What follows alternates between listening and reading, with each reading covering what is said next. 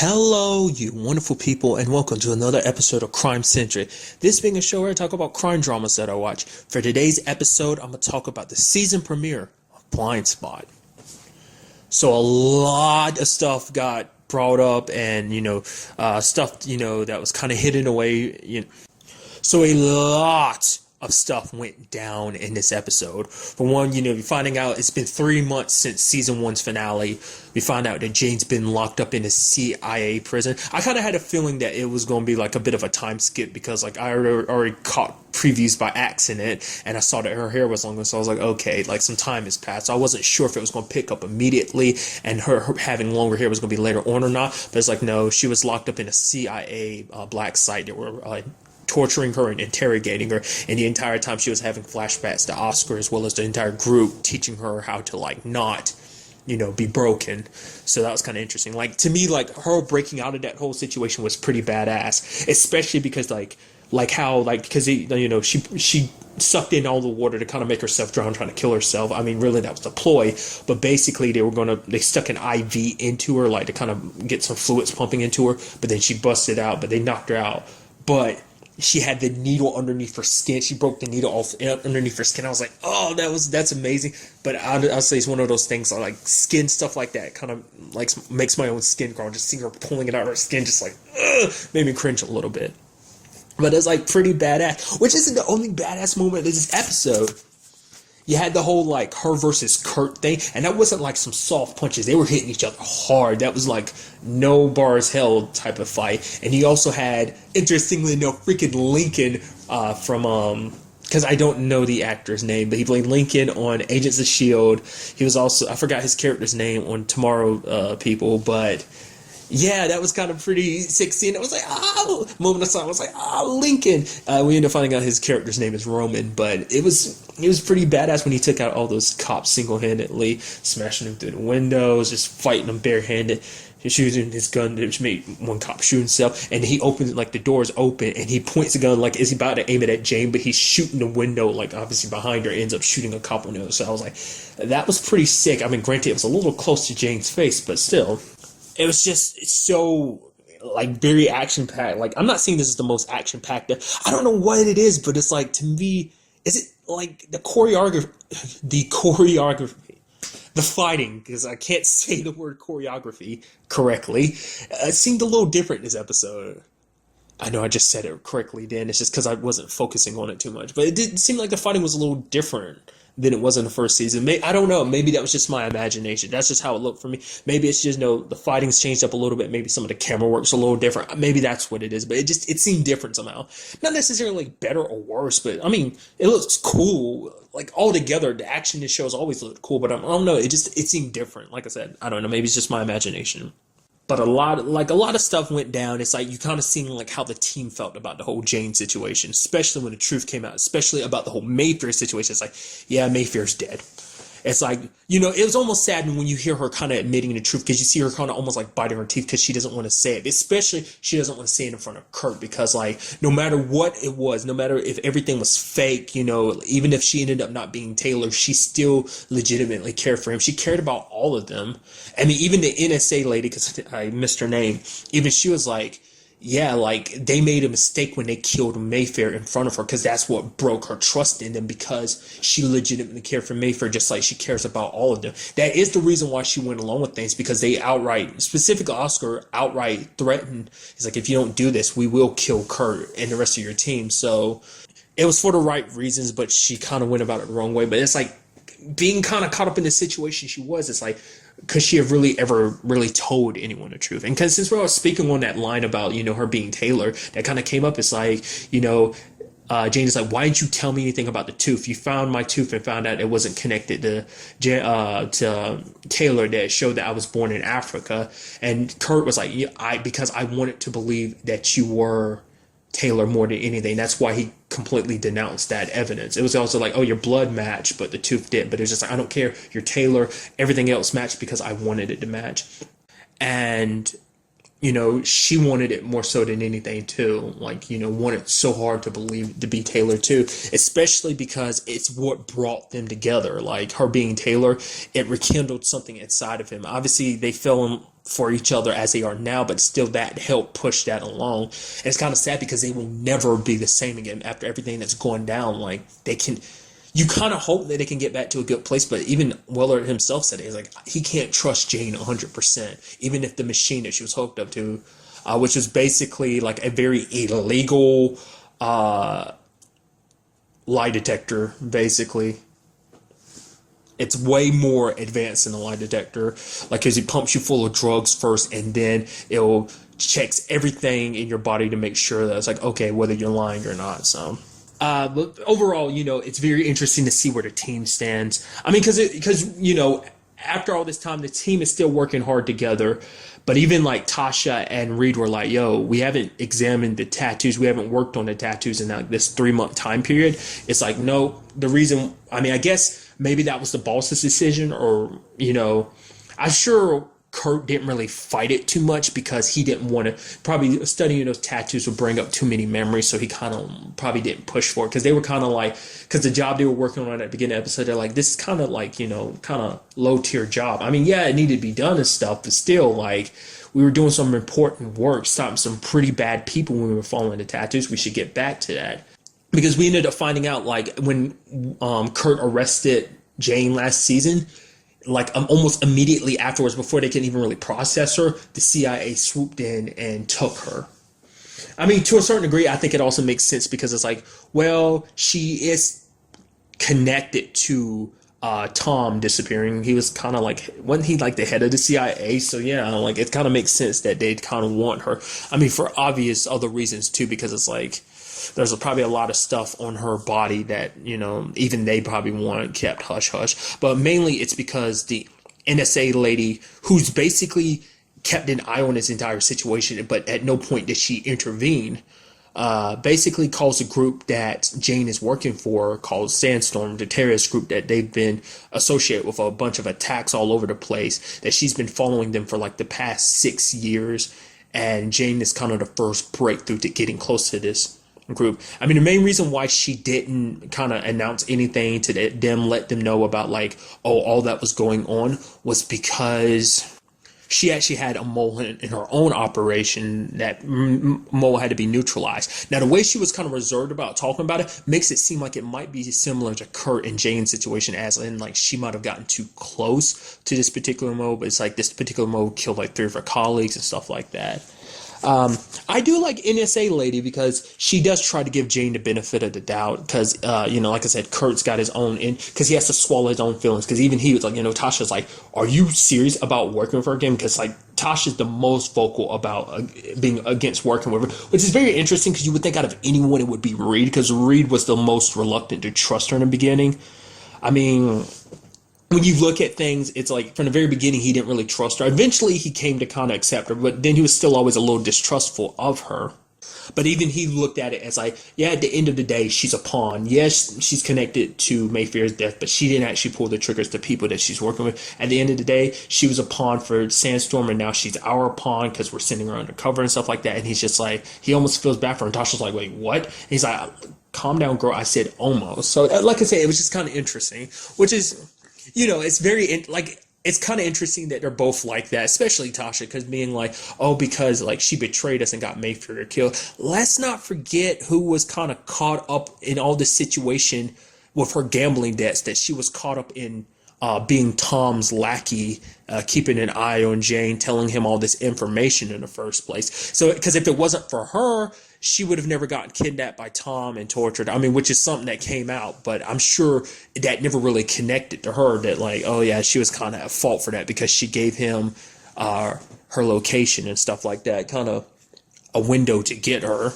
But she was also reporting to that prosecutor DA guy, who was trying to take down Mayfair because he thought she was dirty. Which, like I said, to a certain degree, she technically was, because of all the shady business that she got associated with, like all the stuff like Orion and whatnot, that all that stuff that was on the flash drive, all the like Daylight, that's what it was, the program where they basically monitor they got their information very illegally, that type of situation. Like, so she was in some shady stuff, but she was living her life now as a means of trying to make up for it, so trying to be on a straight and narrow to kind of make up for her past. Not like, I'm pretty sure Mayfair thought like there was no way she'd ever be able to make up for what she's done, so she had to do her best to like keep pushing forward to at least put some good back in the world to make some sort of amends to for what she did. And it's kind of parallel between to what Jane's doing now, because even Jane's like, she wants to make up for what happened. And I mean, even Kurt's like, Mayfair is dead. There's no like making up for that. There's no like restitution for that. And then Jane's kind of like, at the very least, then let's get revenge. And even though Kurt doesn't 100% trust her, he's like, but at the very least, this means working with her means we can get Sandstorm, means we can get the people responsible for Mayfair's death. So let's make them pay. Let's do it for Mayfair. And, you know, kind of everyone's like, it's all for Mayfair. Now, interestingly enough, the one person we never really got an opinion about, well, multiple people we didn't get an opinion about Jane's quote unquote betrayal was Patterson. Like she was it was never really outspoken of like how she really felt about the whole situation. She never really gave an outward opinion about it. And then we also haven't gotten an opinion from, I can't remember his name. I learned it one time and now I completely forgot. It's the doctor that was kind of Jane's therapist, helping her, you know, with her memories and stuff like that and coping with stuff. Him, like, we don't have his opinion about it because, like, you know, out of anybody, it probably had to hit him the hardest because it's like, she's been sitting in front of me this entire time. Like, she was lying. There was stuff she was worried about. The key signs were there and he missed it. And he probably feels responsible for it, especially since Mayfair died because of all of this. I mean, maybe I'm reading/thinking too much about it. And also, there was a bit of a thing between him and Patterson, right? Because it seemed like they were kind of heading towards that route last season. Makes you wonder, has anything happened in these 3 months? Okay, technically 3 months and 2 weeks, because there was the 3 month gap and then there was a 2 week jump, which is kind of interesting. Like, because like the moment that happened, I was like, I definitely knew the person on the bike wasn't Jane. I was like, because for one, I was like, there's no way the CIA would never admit the fact is that they lost Jane because it's too embarrassing. Like, they'd never admit such a blunder like that, especially to the FBI. So that's why I was kind of surprised that like they got information when they did. But it's, you know, the NSA lady, you know, I feel like there's a lot more to it than that. Like, not unless someone that died during that mole, like I say, either the person that was a mole or someone, the 3 people she worked with that died was very important to her, or maybe in the grand scheme of all these attacks that Sandstorm committed, it was someone, like, it just seems like she has ulterior motives. Like, there's something deeper behind it than just trying to, like, she has been after them for 6 years, and maybe that's the real reason why she didn't really want to impede when finding out, like, you know, everything, like knowing what she knew rather than telling the FBI. She kept it to herself because she didn't want to tip her hand, because she obviously, like I said, the mole situation, but also because she didn't want to ruin a chance that meant catching these guys. It's like, let the FBI do what they're doing with Jay. It means I'm that much closer to it. So like, whatever happens, happens. As long as I catch Sandstorm, I don't care. I get the feeling that might be like her end goals. Like, who cares? I don't care who has to be sacrificed as long as I take them down. Maybe I'm painting her as a bad lady. Who knows? Like, you know, but I feel like there's a lot more to her than that. I mean, that's kind of pretty obvious, but I'm quite interested to see what that is. And since I was talking about it, because I wrote it in my notes and almost let slip my mind, is the fact is, what about Kurt's sister Sarah? Like, the last time we saw her, season 1, she was telling Reed that basically she was going to take Sawyer and leave. And basically, like, how does she feel about it? Does she actually know the truth about Jane? Because Kurt went off and dug up Taylor's body on his own. Granted, remember, him and his sister were digging for it in a treehouse in like their backyard, but they didn't find it. So she was kind of like, okay, it's done. But then like Kurt remembered the other place that they spent time at. He's like, okay, that's where Dad might have buried her. Went there, checked, and found her body. So I'm not sure if Sarah actually knows about the whole Jane situation. So it will be very interesting to see if that comes up, because it's like, did Kurt ever tell her the truth or not? Like, maybe he felt like she was better off not knowing, or maybe he did kind of think maybe, okay, because he'd always thought his dad was a monster, and then, you know, he felt bad about it now that she was back, and it's like, oh, it's not her fault, because he heard everyone else, he just needed someone to blame, and so him and his dad repaired a relationship, only to find out, yeah, he was a filthy liar, he did kill her, just something snapped inside of him. It's just like, everything he told him was a lie.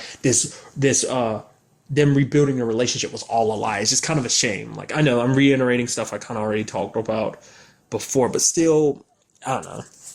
But ended up finding out that Lincoln. Obviously, his name's Roman, but it's still like I can't help but do that. But Roman turns out, hey, him and Jane are actually brother and sister, not biologically speaking. They same thing with Shepard being apparently their mom. The moment she's like, "I'm your mom," I was like, "Wait, what?" I was like, "No, no, you're not their mom," which is kind of a shock. Like, because you just assume Shepard was a guy. It's just, I guess that's kind of whole like espionage thing, kind of throwing you off basis and stuff like that. But it was just kind of like, nope, I'm Shepard. And I can never remember that actress's name. I see her in a lot of stuff, but I can never remember her name. She was on SVU way back in the day, back in like season 1. And she was like the captain or lieutenant, like the main protagonist of the Glades, his like superior officer in that show. That was her as well. So, but she's Shepard. And she's like, "Oh, I'm your mom." And it's like, "Wait, what?" And I was like, "Okay, she obviously had to have taken you in." And it's like, yeah. Essentially, Jane's real parents, because her real name is Alice Kruger, her parents ended up getting killed. She got taken and kind of put in this cadet program to kind of basically raise up soldiers. Basically, the organization was found and attacked, and they were rescued by, I guess, like American soldiers, and Shepard happened to be one of them, and she brought them in and gave them new names. Her current name is Remy, so Remy and Roman, and it's just kind of interesting, like, it kind of brings up reflections of season 1 again, of like, it hasn't been enough episodes, but you still see the beginnings of it, as like Jane is kind of like in that position again of, I don't know what to do, because in season 1 she had to worry about the team versus her feelings for Oscar because he was her fiance and whatnot. But also now it's kind of like her brother, someone that was like a brother to her, because they've known each other since they were kids, and they've kind of grown up like brothers and siblings, a brother and sister under Shepard's care. So it's kind of like, that's going to be pretty hard training your siblings. Because it's very interesting, because she was a double agent in the beginning, and now she's a triple agent because she's working with the FBI undercover with Sandstorm, pretending to be back undercover with the FBI. It's crazy. Granted, Shepard isn't all that sure about trusting her. Roman is. He's just kind of like, "Oh, no, I know my sister's in there. I just want her back. I'm happy to see her, and I just know that deep down she's in there. She doesn't have all the memories. Plus, she was kidnapped by Cade," which is very interesting. The fact they're throwing Cade's name around, it's just like, oh, what if Cade shows up? I get the feeling he's not dead. Like, I feel like they're going to bring him back in a hard way. Like, meaning they're going to bring him up back, and it's going to cause some heavy complications. Because, like I said, they never found a body, so that's always a key sign of, this person's still alive. So that's what always happens when a bad guy's body falls into the water. It's like, you can expect to see them later on. So I'm very interested in what shape or form are they going to bring him back, under what circumstances will he kind of end up turning the tables on him. Because the fact of the matter is, he's not with Sandstorm anymore, because he decided, because they killed wasn't his brother that Oscar killed, because that's what Jane ended up finding out in the finale. It's like the guy that she had met that tried to tell her, he was going to tell her the truth about everything, and Oscar killed him to shut him up, but made it seem like it was someone else. That's why Cade went after her, because it was retribution for what he did to that person that Cade cared about so much. So I don't know. Now that it's like, oh, the truth is out, like Jane knows, and she's double crossing Sandstorm, would that be a situation where Cade is like, you know what, fine, we'll work together reluctantly, type of thing. And we will also see, and what's the actor's name? Ennis Emmer. What was his name? .com. I get the feeling we're going to see him, because we saw him like twice last season. So I got a feeling we might see him again. I hope so, because I really liked his character, just because he's such an eccentric weirdo. Like, he's always playing something else, especially like the second time the team met him. It was all like the entire situation was like a ploy, and ended up kind of getting away from him. So maybe they'll cross paths with him. But nonetheless, I'm going way past what I was talking about. The thing I was bringing up before is the fact that Shepard admits, like, oh yeah, like Roman's like, oh, if you don't trust Jane, Remy, how about you activate our mole in the FBI? And it's like, wait, you've got another one? And so, I mean, it's kind of be expected, because it's like, with these type of things, it's like there's contingency upon contingency upon contingency plans, so, but Shepard's like, nope, we're not going to. We just have to wait. And, use them at a more opportune time, and it just flashes between everyone in the team, and it's like who might be the mole, and that's very interesting to me. It's just like, oh, we still don't know, because I love mole situations, because it's like you never, because those double crosses you never see coming until the very last minute. I mean, maybe I feel like even with mole situations, you can never go like rewatch stuff and be like, oh yeah, there were total signs that so and so was a mole. It's kind of like, I don't know, like there was that dude last season, the one that was trying so hard to break their team apart, going after I forgot his name. He ended up being a mole, but yeah, I mean, I didn't really see him coming. I thought he was just being like a very power hungry asshole who just wanted like a higher position. So he was trying to take down Mayfair and her team just for that reasoning. I didn't know it was kind of for mole reasons. You see what I mean? So I don't know. I mean, that's what this whole like game is about, is deception. So. But also, the thing at the end of the episode, was that supposed to be like a warhead that she has? Like, what is their ultimate goal when this is all said and done? Like, because the way Oscar made it sound like is basically they're trying to take down the U.S. government, because it's like, yeah, they've lied and done a lot of shady crap, because those files from Mayfair makes it seem like they've done a lot of operations, like specifically even here on domestic ground, taking out not just foreign, like, you know, people of power, but also domestic people of power. Anyone, like, some stuff that might have been associated with terrorist group is actually something the U.S. government that did. It was just, it's so interesting, and it's kind of like, you know, because it's one of those situations where, because Oscar was like, no, they're not the good guys, we're the good guys, because it's like we're trying to topple a very corrupt government. That's what it makes it seem like they're doing. But what their ultimate goal is, I mean that's kind of the ultimate goal, but how they plan to go about it, I don't know. Because we also saw from, you know, a picture from some of her files that Jane was a soldier, because there was like a soldier passed out on the ground after a particular attack, and they zoomed in on a picture, and it's like, oh, it's Jane there. So what that's supposed to mean, I don't know. Maybe it specifically has stuff to do with like a lot of like Jane's, maybe, you know, she was kind of implanting herself, you know, within the U.S. government, kind of under the orders by Shepard. I mean, because we actually know that Shepard is connected to the U.S. government, so maybe she kind of worked for a way for Jane to get in to kind of prepare her ahead of time, like, because it doesn't seem like, the way to make it seem like from her flashbacks, that Jane wasn't always aware of what she was about to do. She was always being trained. She was probably being trained to be a good soldier, but eventually her mom, Shepard, brought her in and told her, like, okay, this is what's going down. Or either Jane found out on her own. It's like, okay, now you want me to betray the government that I've worked so hard to fight with. But then, like, her mom could have been like, okay, you thought you were doing good things? Well, look at this. This is what the government's actually been having you do. And she's like, oh my God, they have to be stopped. And so she decides to willingly do this. So, I don't know. That's kind of my current running theory, but, you know, I mean, we won't really know. Like I said, it's just the first episode. We just have to wait for the rest of the season to unfold. And like I said, very fantastic episode. Super excited that the show is back, and I just cannot wait to see more. Well, like always, till the next time we meet, be happy, be safe, live life to the fullest, and enjoy it. Good day and goodbye.